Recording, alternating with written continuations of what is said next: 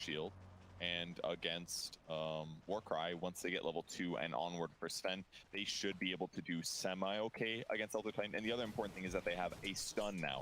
Last match, it was a Snapfire and a SsaSpartan. They can't stop him from hitting them, but now they can throw Stormhammer and just walk away.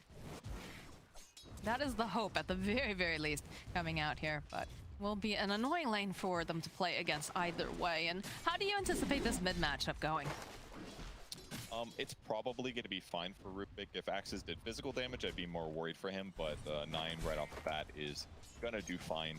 He's got pretty solid damage talents right now. Fade Bolt, Bullet Throws, hero damage can be very effective against opponents eventually when they get there, but laning wise, he's going to be fine basically. Beastmaster's not really going to pressure him. If he gets a lot of 4 levels, then it's scarier, but if he's just doing like axe stuff, then Rubik can be absolutely okay. Good to know. And already in the bottom lane, they're throwing out some of that harass. You can see Fata's already tried to mitigate some of this.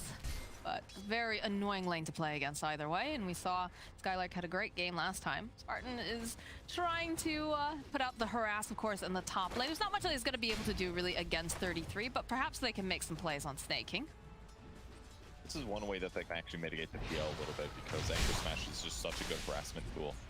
As is Splinter Blast. He dodges the first one though with Doppelganger, but B3 is gonna not have to worry too much about damage here for quite a while, and now they can even do an Arctic on both these guys. Now Spartan has to be very careful here. He doesn't have a pathway through. He's gonna try to make his own though, cuts it through using that Tango, but definitely has to be careful about his positioning. Yeah, I'm curious to see how he performs here with Chen. He does end up getting some divine favor. Chen has been adjusted a little bit into how some of his skills work, but you know, heal amplification seems to be pretty good right now. Maybe that's more like block it, fully lock it talking, and that's popular a little bit, but lots of fighting. Fairy Fire. He's trying to get out at the last second of 33. Drawing the first blood on Spartan. Did a Tango block there, which or an Ironwood tree block, which almost helped out, but it's like for now, Spartan's just gonna be microing this insane heal, 15 every half second. Watch out.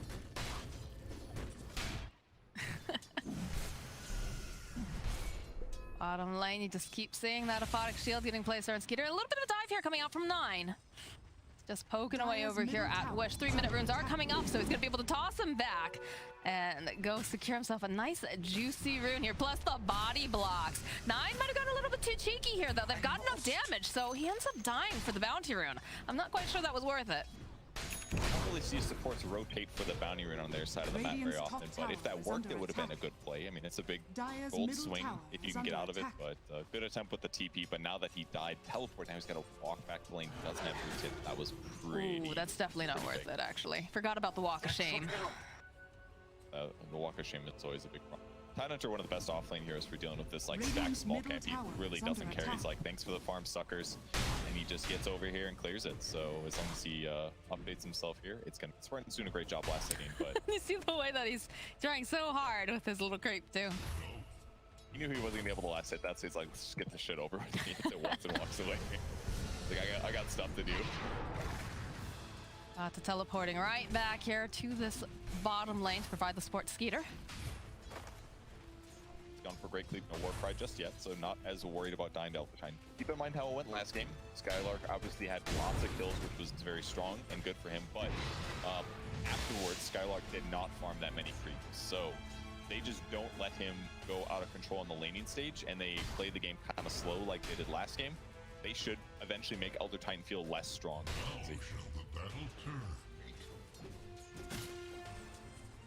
One other thing that's kind of interesting as well is that Sven just got a new talent at 15 plus 25% great cleave damage.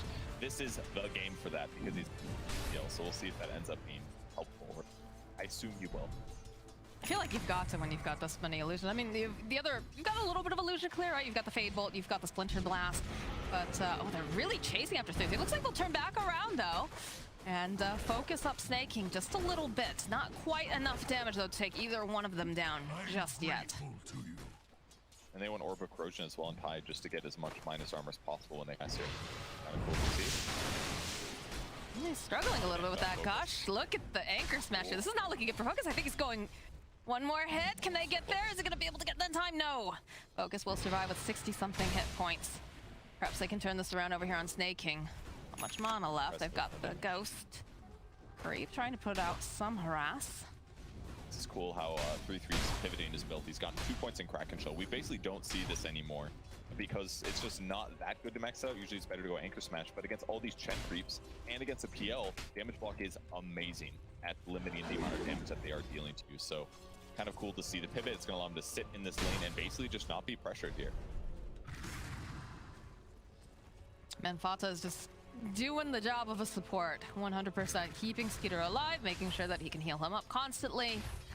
It's rough, but if you notice over in the mid lane, looks like Wish has had to walk all the way back home. Nine will be able to secure himself that invis rune, does have those axes as expected. It's kind of crazy how well these synergize. Sneyking turning back around. They're hoping to play over onto SkyLark. He's just chasing down Skiter though. He's got these big old punches. They need just maybe one more hit, but they're kiting so well. Stomp coming through. Not going to be able to land on anyone. And Skiter still alive. That aphotic shield keeping him nice and healthy along with the mist coil. SkyLark trying to do what he can. He's trying to stay alive. And he is tanky, but with this many people here, I'm not sure it's going to be enough. He's making so much space. They're chasing him for such a long time, and they're just not going to be able to catch him. He's too fast. Look at him go. The person with boots is the Wyvern, so very difficult to run him down. But on the bright side, nobody died. Skiter is very close to his Massive Menace, the item that Kyle did not expect him to get. He's almost got a baby 200 gold to go. And then the most important thing is that by getting this so quickly, it's going to allow him to go farm somewhere where Elder Titan is not, and therefore the whole advantage of Elder Titan that he wins the lane is more nullified because you just pick a hero that can jungle instead of lane. Something SsaSpartan couldn't do very well last game. That in is comparison to someone like Sven. So does this still, you know, obviously it's great if you can get some sort of an advantage early on, if you can get some kills on the Elder Titan. Is it still going to work out for them though, for that early timing that they're aiming for? I mean, the timing's going to be delayed because he's not getting these free kills. And Sven has equal, slightly more last hits than Elder Titan does. So if we compare it to last game, it's going to be very different in terms of game impact. Because what basically happens is when carry leaves the lane like this, you need somebody to go follow him, to go limit his acceleration in the jungle, or to pressure him if he does end up getting low. But now that he's picked up Possessed Mask and he has Mask of Menace, like, he's just going to jungle for a long time now. If who's going to rotate on him? It's not going to be Skywrath. Skywrath can't kill him solo until he gets, like, a couple more levels. So this is looking great for Tundra right now with Sven having this good. Nine gets silenced the roar, hold him into place as Focus will be able to collect himself that kill. So down goes the Rubik. There's one of the weaknesses of hero. If you are the guy that gets gone on, you are not going to survive as much as more typical mid heroes. So he is queuing up Axe though, so that's going to be the plan. It's all about wild axes for him in this game, and that is certainly a place where he can seem really incredible compared to a typical normal mid Rubik. So this could be like the one situation that is going to make mid Rubik. I think he's got to stay alive though and make sure that he can get it with good timing. Otherwise, it is going to be a bit of a challenge. You're right, but once he gets it, he's going to stand really far back in the team play. Like if we look at the Wild Axe's cast range on Beastmaster, it's already huge. It is wild, it's yes. Huge. And you're going to add like 250 range on top of that. So yeah, as long as he stays at the back of the fight, it's going to be a great way to deal with PL as well. Magic damage. It does not physical, so even though PL has super high armor, he's going to be able to just consistently do a lot of damage. Those PL illusions and whoever else he's harassing. So this can definitely work. I'm pretty hopeful for it. You're hopeful for it. You are admittedly like saying that you're not a big fan of the Rubik mid here, so that's a pretty big deal. It can work here though. The Axes is definitely really good, and these master levels it early, so boom. Easy solution. If you can steal it. Boom indeed. Well, some pressure being placed on the bottom tower, but it's like 33 feeling very, very comfortable. There's not a whole heck of a lot that they can do over on the side of Brame to deal with this Tidehunter, as Spartan was trying to just, you know, get some experience here, get a little gold, but is forced to teleport away. Not worth ravaging just for the fight. But they do find the kill on Fata and that bottom lane. So that's very versatile for sure. Give a little bit more breathing room here for SkyLark as he's able to go hit the creeps and continue to just push in the wave on bottom. I'm surprised that, I guess Wish is still, you know, he's working on that axe, so that's the more important thing, but I'm surprised that you don't see them, you know, trying to force the tower down as well, because you know that Sven's going to be in the jungle and he's going to be trying to just farm up. this is one of the other areas that Elder Titan suffers because he doesn't have good AoE. Normally we do when somebody leaves the lane is you cut the creep wave or kill the creep wave really fast. He can't do that. So it's going to take longer for him to naturally kill the tower here. Deny over the top lane, but Dominant is going to get ganked by 4 heroes on the side of Tundra, so. Swap the camp, which is kind of good. Spend a little bit because he knows he's not going to be able to kill him solo. At least he can like decrease some of his farm speed and force him in the lane where Elder Titan is. But again, LWT is not going to accelerate that fast. In fact, his build is completely different this game. He's going for a Meteor Hammer instead. Oh, okay. So one of the items that gives solution to heroes that don't have AoE. You buy it because it's going to allow you to push creep waves and pressure towers more so than you were before. So because he knows he's not going to win lanes here, he needs a way to affect the game positively, and this is one way to do that. Getting very close to that Agnum Scepter over on Wish. Just needs one more component. But I'm sure, you know, Nine's going to be looking forward to that as well. He's not quite as far here for the Agnum Scepter, but it is inevitably coming. I'm surprised we're not seeing more stacks coming out for the Sven, because you can see that Wish, you know, he's taking care of his own jungle. He's got a couple of little stacks going on with the Ancients. Yeah, look at that, 5. Okay, so there's some stacks. I missed seeing the Rubik do some of them. The thing is, he already cleared his whole jungle multiple times.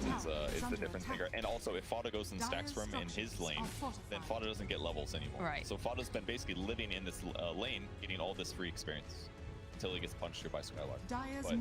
But he wants to catch these free levels. If Sven goes to jungle early, this is a great way to spend his. So that's why there aren't as many stacks. Looks like they're going to get their second tower here over on the side of Tundra. So it's 2 towers down now on the side of Brame.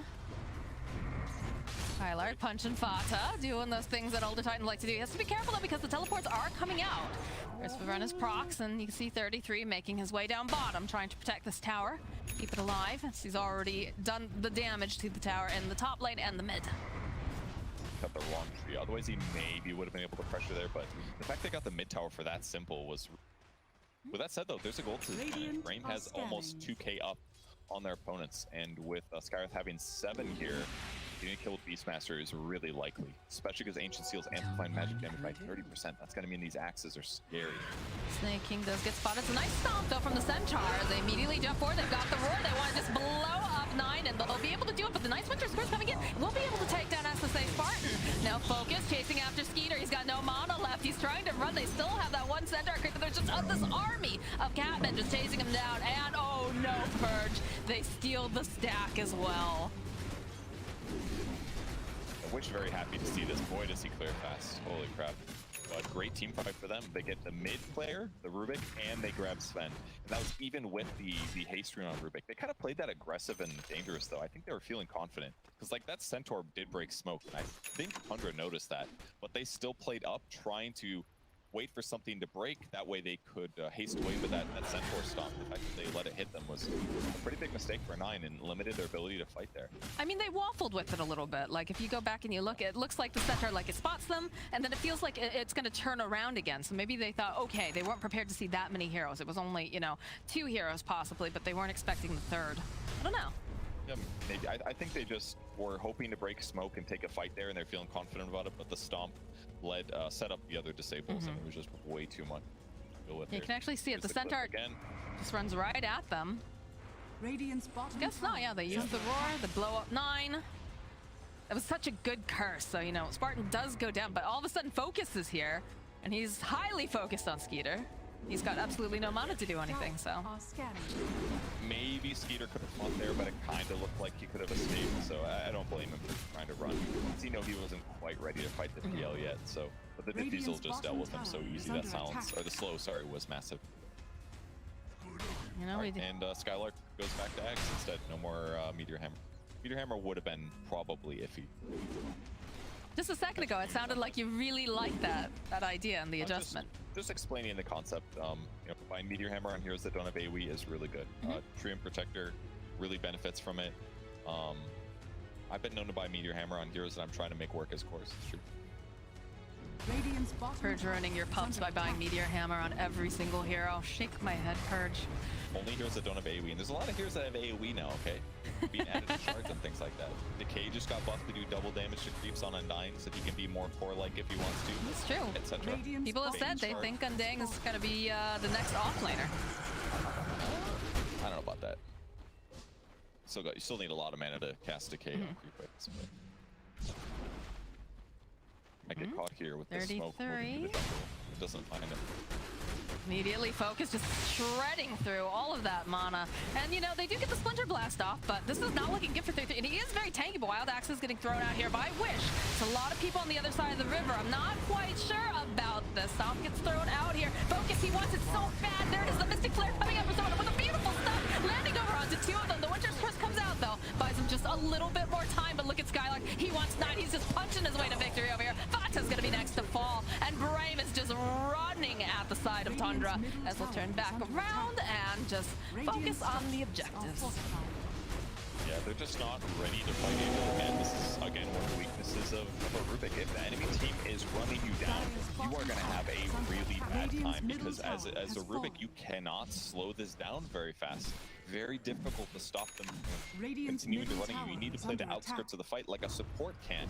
But first of all, they drain all the mana on Tidehunter with the Diffusal Blade. He's basically out of the fight. In fact, he doesn't have a soul ring you can maybe criticize here. He got the mana talent, but this basically takes him out of the whole fight. And now because there's no Ravage to impede some of the progress, it's basically Winter's Curse is the only ability, but it's really hard to use against PL. He ends up getting killed to burst damage. Great stomp on the backline, lowering their magic resist even farther. And SkyLark gets his first slaps of the game, basically. Kill 9 and prevent him from doing a whole lot. Great skill usage, a great rundown by Brame here. 5k gold advantage now in the live match. What a great framing. Much better play than camera framing. You can still see his joy, though. That's all that matters. You can see his face too. A lot of the players, you can't even see that. So I mean, I think Fata just turned his camera off, for God's sakes. Mech is ready to go on Shen. No sign of a shard yet, just there. How's the Root doing? About 1,200 gold away from his eggs, but again, he's 0-4-1 right now. His KDA is not great, and this is a Rubik problem, in my opinion. You can blame his. It's not even your opinion, Kurt. It's just it's a problem. Okay. Another shawl picked up for the Dire team, if they need to use that later on against overwhelming magic damage. But on the bright side, the one thing going well for Tundra is Sven. His network is high. Not as high as Beastmasters, but still pretty darn up there. I feel like 9 right now is just a liability. Like, it doesn't feel as good. Yes, Skiter's been doing a great job. He's farming up. He's, doing the best that he can, considering that there's a lot of pressure on the map. But when you have a mid that doesn't have an impact, it's a lot scarier. Normally, I would absolutely 1000% agree with you, but I think that the potential abuse of Ags with Rubik Arcane Supremacy is very powerful. So, if they get to a position where Sven and Tide can frontline adequately, you can continue throwing axes like 6 times in a fight, then things can absolutely change. That's the only, but if not for this like potential like wild axes cheese stuff that he's trying to do here, I would feel like this game is over. All right. Well, some pressure being placed over here in the Roche. You've got the 2 Wild Wings throwing out the dual tornadoes, but He's got Arcane Rune, by the way, so this is just going to be done really quickly. 26 stacks of axes here. Now they do have to be very aware of the fact that Tidehunter does have a blink now, so they have to be careful, but already Wish will grab up that Aegis. Things are looking good, Brame. They've got their pedal down to the floor. They're going full tilt, and they have no intent of slowing down at all, it seems. They do not, and now they've got Sanj Kaya on Beastmaster as well, so even more spell amber coming out for him, which is just gonna meet his damages even higher in these team fights. He's doing a great job. 0-0-7 on Beastmaster, top net worth in the game. It is kind of incredible, and they just nerfed Wild Axes with the Ags too. It does a little bit less damage than it a couple days ago, so clearly not very, enough. very good. Not enough. Maybe. I mean, he's got some crucial kills. It's not like he's not just done this without hitting heroes, Right. Sure. Still seems very, very strong. The same thing with Phantom Lancer. We had a couple little nerfs, but he's still just very good. Sorry, was that a misplay? Yeah, sounds like it. He's just flexing on them a little bit. Gonna have the Divine Favor Shard though soon, where you can cast it on allies and teleport them back home. Yeah, that'll be effective against people that get caught out of position, or somebody that's Winter's Cursed. You might be able to save. It's a 6-second delay, so it's pretty high. definitely has been powerful in the history of Dota 2. Usually it's like somebody gets doomed, you instantly send them back to base kind of a thing. Right. And then they teleport back to the fight with a view. Radiant's bottom No tower BFTs just is yet. under attack. Yet to see a good Ravage here fight, but I'm sure they're waiting for Skiter to finish up the BKB, and then it's gonna be go time. But you can see the way that Brame is just constantly, you know, going after objectives, really trying to push around the map. But smoke coming out from the side of Tundra now. Looks like they're gonna try to force them out of their jungle if they get a good engagement. Positioning though, they ping it Radiant's out. bottom tower is under Now attack. something is up. This is not feeling super great. They feel a bit split right now. So look at the jump over onto SsaSpartan. He's usually the one that they jump on first, but the roar followed up here from Witch. Plus it's not beautiful. Just Winter's Curse over on the back lines, but they don't do any damage to him at all now. As again, the Ravage is going to come out. Fata trying to run away. Nice Earth Splitter getting tossed in the middle as they do finally take down Spartan, but they're going to be able to take down 33 and Fata. Focus running away from the Axis here from 9. Like you said, they do a lot of damage. They'll find the kill on the Phantom Lancer, but SkyLark, he's hungry, he's searching, and they'll be able to slow down 9 a little bit. These Axes doing quite a bit. Dominant, he wants this kill though, and they'll be able to murder each other, and a bit of a trade. Nine got 700 gold from that kill. That was a mega streak for the Skiter Mage. But ultimately, not a good fight for Tundra. I mean, things were about even in terms of Radiant's experience and bottom gold tower change, is but under attack. the fight felt weird to me. I mean, they basically started with some great damage on the Chen, but they didn't kill him before the stomp comes out. The stomp caught Abaddon. Abaddon's forced to use borrowed time early just to remove the stun that landed on Skiter here. Take a look at this, gets a couple slaps in, the stomp is amazing, catches the back line while the roar comes out.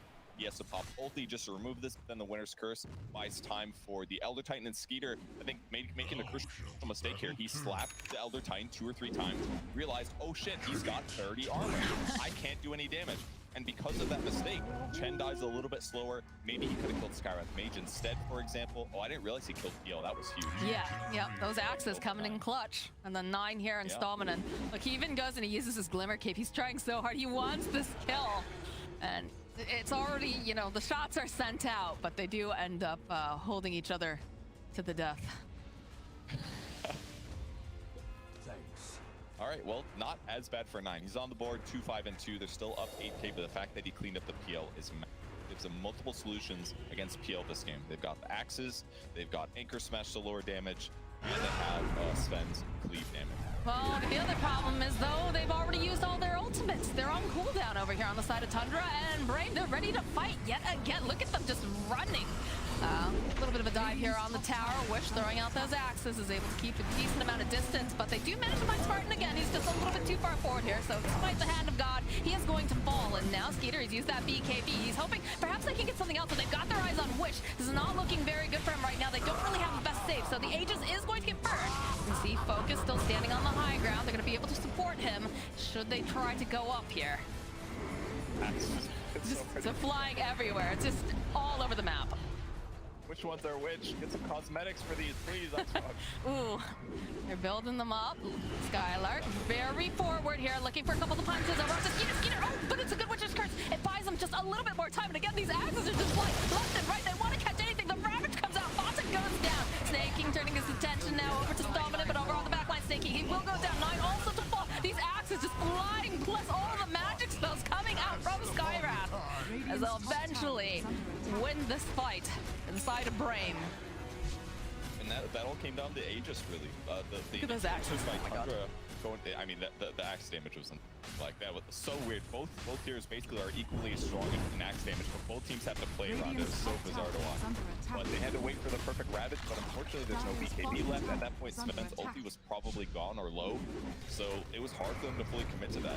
They got the Wish kill initially, but he had Aegis, so they didn't get an easy follow-up there to guarantee the team fight. I mean, I guess Blade Mail doesn't really work against Beastmaster that well, because he's still wrecking you guys anyways, but BKB, I guess, because he can't act as one through Magic Immunity, but it's I mean, hard they to had force the fights. BKB. They had it on Skiter, but it ran out of duration, especially on the second life. Like, this Beastmaster's just so tanky. He's difficult to kill. He's difficult to pin down. They can deal with him for sure. He's bought a lot of items that make his axes better. He doesn't have much defensively. Like when he got Gush, that was significant. -6 armor while Sven is hitting. It was a lot of damage, but they're not quite to a position just yet where they feel comfortable to take long fights. They basically have to ignore Elder Titan in these engagements. They have to play around and kill the Radiant's supports, and bottom they tower have to is not get under bursted attack. from them. It's a dangerous dance and very, very difficult to do. It's definitely a dance is a good way to put it, especially watching those axes flying around and everyone circling each other. But they are considering the fact that, you know, hey, I've got all of these, you know, items that are going to make my axes better, but I need a defensive. So you can see the BKB is getting queued up for the side here of Wish, and then BKB I think also was getting queued up for the Rubik as well. But again, we just see axes flying left and right, Focus running over, starts whacking away over here at this tower. And the rest of Brame, they're ready to fight. Lotus Orb completed on SkyLark too. Okay. It's a lot of saves. Yep, he's got to worry about getting. He can Radiant's reflect middle Winter's Curse tower now. He's has been getting fallen. cursed a lot because it's going Dire's to top delay some tower time. I is think it's under maybe a attack. bit of a trap. Normally you want to Winter's Curse the guy that's BKB because it burns his summon his timer while he takes damage. But the downside is that like he can go BKB very often with Astral Spirits, so it doesn't quite work as well. But you know, you said the crucial time can be very good. Obviously. Like there's Lotus Orb is one of those things that it's almost always very, very good to pick up in a game too. Like it's usually not something where you're like, oh man, I should have, you know, gone for this instead. Unless you forget to use it, as many of us Yeah, do. But that's fair. yeah, very good item for sure. Removing debuffs, you could remove things like but it's certainly though the main goal is about Winter's Curse. Well, they've pinned them pretty far into this base. You can see that they are trying to do a little bit of damage here in this top lane. They've got the Tide Hunter set up, he's really the only person that can kind of survive an initial jump, but they are knocking out the door. They're not even knocking, they're battering ram the door with the Spirit Lance Shard now. Ooh. Yeah. It's ambitious here coming out from side of Tundra. Again, the Tide Hunter in the rear now. Put out a decent chunk of damage, force them back. Yeah, it is. Fata is, they gotta use the, come on, Fata, come back into the base. You can't be out here anymore, it's not safe. Yeah, they got a little spotted there. The observer saw them coming in. They weren't even smoking out. They're kind of in a little bit of a desperation mode here. They know that they're getting behind and they can't really map control, so they need to take a fight. So they got to run out together, basically. It's a Very tough place. 15k net worth lead here for at 27 minutes. That's scary. They've got to get a big Ravage fight in. But we haven't really seen that last Ravage was excellent, but it wasn't fortunately at the right time. But he had to. The way they split though, Fata smoke popping here. Looks like they're gonna try to be a bit annoying, but something feels off. Loser ward. They're still trying to zip around here. They can see, are they paying attention? Did they notice it? Skiter, okay, no, immediately disjoint here coming out from Phantom Lances. They'll go right back around again, and they'll just chomp away over at Skiter. The word comes out, the Ravage is coming out from 33, but he's not gonna be able to do anything because Skiter is already dead as SkyLark just chasing down 9 over onto the back lines here. And these core supports, oh my goodness, 33 manages to make it out. 9 does go down to SkyLark as he just chases after him and punches him in the face. Oh, so hard for Tundra, but they feel like they have to force these awkward engagements, and I think they made mostly good choices. The stun throw, the PO, you basically have to in that circumstance, but as soon as he dodges it and he swarms you, you defuse it, so you're committed, and that's the end. There's just too much damage. It just feels over now that Rabbit got used in the same way. Yeah, I mean, it was good positioning from 33 in the sense that he hit a lot of people, but like, oh man, they just absolutely obliterate Sneyking, who's already died back. Fata running back into base, 33 trying to get in there. They try to force staff him in, but look at this focus. He's doing his best Ana impersonation. The GG has already been called, but he's just slicing through everyone here in this fountain. And that's it. Brame, they're looking fierce and they're looking good. They've got to be pumped right now. This is a huge match to win against Tundra Division 1 team. I think what we've really learned the last couple days is that these Div 2 teams in Europe have really performed pretty darn decently, much better than we expected going into this tournament.